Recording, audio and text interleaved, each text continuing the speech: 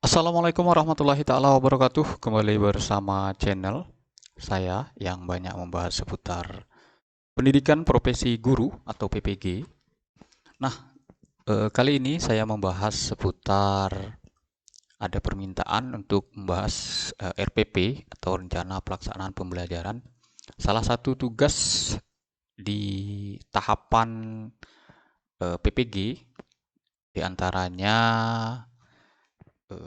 tugas di lokakarya, yaitu ada di tugas 8, 7, 8, 9 kalau tidak salah saya, atau 8, 9, 10 kalau tidak salah saya, kurang lebih di eh, apa namanya posisi itu.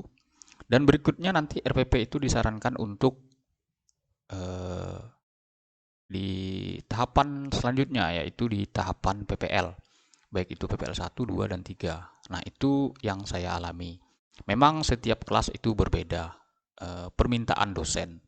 Begitu juga dalam bentuk RPP-nya, tergantung permintaan dosen. Nah, mudah-mudahan Bapak Ibu serta kawan-kawan tercerahkan.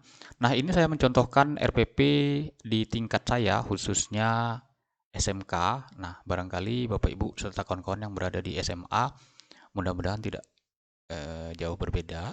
Nah, untuk yang tingkat SD dan SMP, disesuaikan saja Bapak Ibu serta kawan-kawan, saya yakin Bapak Ibu masih memiliki perangkat.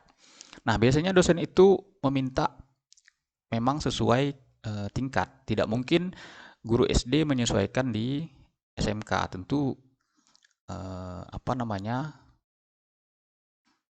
salah atau jadi berbohong. Nah, tentu tidak mungkin. Maka guru yang sudah PPG disesuaikan tugasnya di setiap tingkatnya. Guru SD, guru PAI SD, maka perangkatnya juga atau RPP-nya sesuai di tingkatnya. Nah, terus lagi didetailkan lagi, kita mengajar di tingkat berapa di semester itu. Sekarang dianggap semester genap, maka kita semester genap ini mengajarnya di kelas berapa. Jika misalnya Bapak Ibu mengajar di tingkat di kelas 5 dan 6, maka semuanya perangkat disesuaikan semester genap di tingkat itu. Nah, materinya apa? Nah, di sini saya contohkan saja di kelas 10. Nah, di sini judulnya apa namanya? Seputar Asmaul Husna kalau tidak salah saya di sini. Aku dekat dengan Allah Subhanahu wa taala kalau tidak salah, ini seputar tentang Asmaul Husna. Nah, ini Allah Maha Mulia, Maha mengamankan dan seterusnya. Nah, ini adalah RPP yang saya dapat langsung dari pihak kurikulum yang memberikan dalam bentuk CD. Nah, tanpa ada belum saya edit. Bapak Ibu bisa lihat di atasnya covernya belum ada cover sekolah, terus lagi nama sekolah belum saya ganti. Nah, jadi ini asli RPP yang didapat oleh pihak kurikulum. Kalau tidak salah saya di tahun 2021 itu mereka ada pelatihan terbaru di, kalau tidak salah saya, antara di Bali apa di Jogja kalau tidak salah saya. Nah, inilah hasilnya. Semua pelajaran termasuk PAI mereka diberikan CD dari 3 tingkat, 10, 11, dan 12. Nah, ini saya contohkan di tingkat kelas 10 di SMK. Nah, saya tidak melihat bagaimana di SMA, apakah sama RPP-nya. Nah, ini. Jadi ini RPP-nya ada 20 halaman dari mulai. Nah, jadi ini yang saya anggap RPP Kurtilas awal itu, kurikulum 2013 yang awal yang lengkap. Dari apa KIKD-nya masih dimunculkan, terus lagi KD dan IPK-nya, terus lagi sampai bagian terakhir itu kalau tidak salah jenis-jenis penilaian. Nah, ini sudah bagian terakhir. Nah, ini penilaian hasil pembelajaran. Nah, ini ada penilaian sikap. Nah, seperti yang kita ketahui, jenis penilaian itu ada 3. Nah, ini ada penilaian sikap. Terus lagi, nah ini masih termasuk penilaian juga. Berarti ini sudah masuk ke masih lagi penilaian sikap. Nanti lagi ada, nah ini deskripsi penilaian. Sangat lengkap ini Bapak Ibu. Nah, ini contoh-contoh tabelnya. Nah, ini pengayaan. Jadi remedial, jadi ini masih lengkap. Nah, ini juga interaksi guru dengan orang tua siswa termasuk dalam pengambilan keputusan dan penilaian. Nah, ini belum ada saya edit, ada catatannya. Ini yang terbaru dari pihak kurikulum yang didapatkan dari Panitia Nasional di tahun 2021. Nah, jadi formatnya itu memang lengkap. Nah, jadi seperti ini Bapak Ibu. Nah, insya Allah kalau ada waktu nanti saya share contoh ini. Sebenarnya sudah saya posting di video yang pada saat saya PPG itu. Nah, jadi Bapak Ibu bisa cari sendiri. Nah, insya Allah nanti akan saya posting RPP ini. Ini asli RPP-nya dari pihak kurikulum, belum saya edit. Hanya saja ini untuk tingkat SMK. Nah, insya Allah nanti saya juga akan posting tingkat SLTP atau SMP, karena di tingkat SD itu sudah saya posting, walaupun tidak lengkap, karena tidak hafal saya materi di SD itu. Nah, sudah saya posting, Bapak Ibu bisa cek RPP SD 1 sampai 6 itu sudah saya posting. Bahkan Prota dan Prosemnya juga sudah saya posting. Mungkin itu saja Bapak Ibu serta kawan-kawan seputar RPP-nya. Nah, RPP ini untuk tugas khusus Bapak Ibu yang PPG, untuk tugas pada saat di lokakarya biasanya dosen itu meminta memang 2. Nah, kembali lagi kita berada di kelas mana. Jadi Bapak Ibu jangan bertanya ke kelas lain.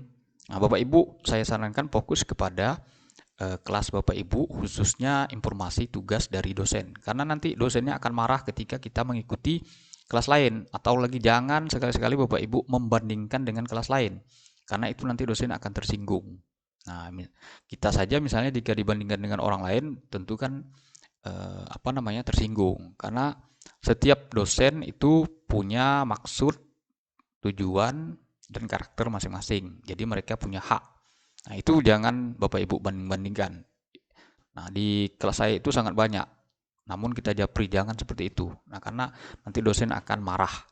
Yang efeknya akan berdampak kepada kita satu kelas. Jadi apa yang diminta dosen di kelas kita itu, nah kita ikuti saja. Misalnya di kelas saya contohkan, dosen itu meminta RPP-nya itu 2 jenis. Nah, yang kita tahu selama ini karena ada COVID, jadi ada namanya RPP 1 lembar. Jadi ada yang menyebutnya itu RPP COVID. Ya, terserah. Intinya itu berlaku. Sampai sekarang juga masih berlaku karena dia sudah diundangkan. Nah, memang ada PP-nya belum dicabut. Jadi RPP 1 lembar. Jadi sangat simple. Nah, yang saya jelaskan ini adalah RPP Kurtilas awal yang masih lengkap. Nah, mudah-mudahan Bapak Ibu tidak menghapus yang pernah dapat saat workshop ataupun dari pihak sekolah. Kurang lebih seperti itu Bapak Ibu. Jadi sekali lagi saya menyarankan Bapak Ibu fokus kepada dosen di kelas Bapak Ibu untuk bagaimana tugasnya yang diminta. Jika misalnya diminta RPP-nya itu 2, Bapak Ibu siapkan saja. Nah, karena nanti ketika di presentasi disuruh menunjukkan, nah kita harus siap. Nah, untuk di-upload, nah jika misalnya dia 3, nah saya dulu tugas RPP itu kan ada 3. Nah, itu diminta. Yang pertama itu RPP yang Kurtilas awal lengkap, yang kedua RPP 1 lembar, boleh dikatakan RPP daring, ada juga disebut namanya. Nah, yang ketiga itu boleh RPP daring, boleh RPP yang lengkap, dengan catatan materinya berbeda. Kurang lebih seperti itu yang saya ingat. Jadi dari 3 itu judulnya berbeda, bentuknya juga berbeda.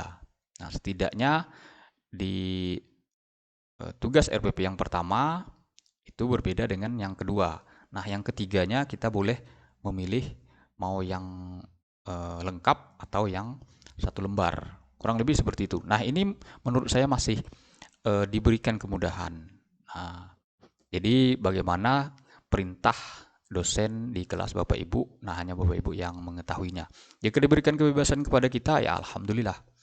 Nah, boleh memilih yang lengkap, boleh memilih yang satu lembar. Tapi saya lebih menyarankan kepada yang full. Jadi agar tidak banyak pertanyaan. Maksudnya bagaimana Pak pertanyaannya?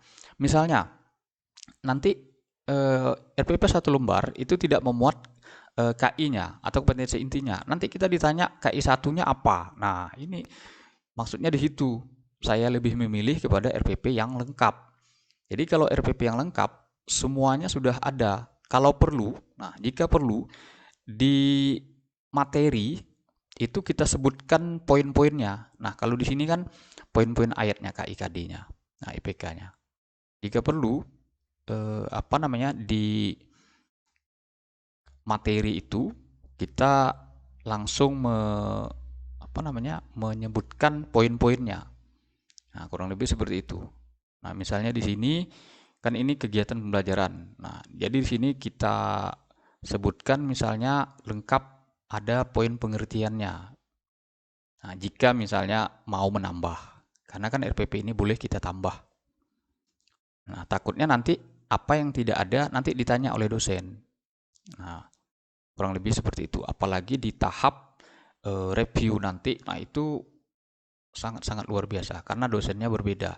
Apa yang tidak ada nanti akan diminta. Kurang lebih seperti itu. Mungkin itu saja Bapak Ibu serta kawan-kawan, semoga bermanfaat untuk pembahasan RPP sebagai tugas di tahapan lokakarya maupun nanti di tahapan PPL, karena RPP salah satu tugas utama dan juga lanjut nanti RPP itu di tugas ketiga di uji kinerja atau UKIN. Nah, jadi setidaknya RPP ada 3 posisi tugas tahapan di PPG. Yang pertama adalah di lokakarya, yang kedua di PPL, yang ketiga nanti kita juga wajib mengupload di tahapan UKIN atau uji kinerja portofolio. Mungkin itu saja Bapak Ibu. Sekali lagi mohon maaf jika barangkali ada yang kurang. Jangan lupa subscribe, like, and share. Berikan komentar barangkali ada yang ingin ditanyakan. Semoga bermanfaat, tercerahkan, dan terbantukan. Semoga lancar Bapak Ibu PPG-nya. Tentunya harapan terbesarnya adalah lulus PPG. Amin ya rabbal alamin. Saya akhiri. Wassalamualaikum warahmatullahi taala wabarakatuh.